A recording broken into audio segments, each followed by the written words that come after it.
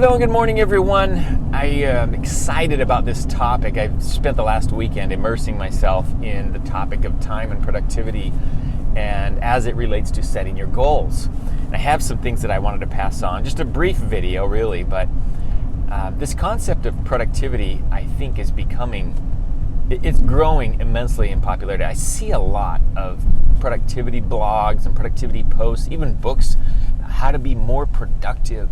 Everybody's beating the drum, and it's a good drum to beat. Don't get me wrong. Don't let me, don't misunderstand what I'm trying to say about productivity, because it's a wonderful thing. We all need to be more productive with our time. But here's the thing. Productivity is kind of the symptom of a need, born out of a need that we have that's a little deeper, that's going to solve the problem. The more towards the source of the problem is this: how do you value your time? How do you value your time? Time is this weird thing, right? This weird phenomenon. We all are given this beautiful blessing of time until you're not, and then, well, I can't do much for you if you don't have any time. But those of us that are still alive, we have 1,440 minutes a day, 82,600 seconds per day to do something with, and every single one of those minutes and seconds is assigned an expiration date. Every single one expires. Boom, just like that. Whoa, sorry about the bumps. It expires, and you can never go back and get that again. You cannot go back and undo and redo. I tell trying to teach my kids this, that time is so precious. You've heard the cliches, the precious present, be in the present, and that's all good advice. It really is. So I'm not going to go into what everybody else has already said, because it's stuff that you already know. What I want to do is really help you realize, help you understand, gain a deeper appreciation and a deeper understanding for how valuable your time is. The most successful people in the world, what they do is they value their time. All they do is a little bit different things than you do with their time. And they have different connections because of it.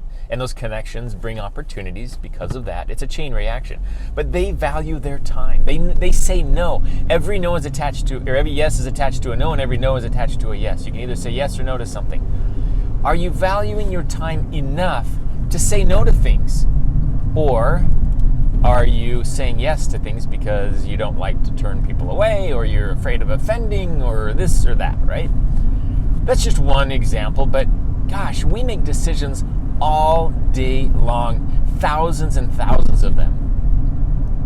And if we truly value our time, I think those decisions would naturally change.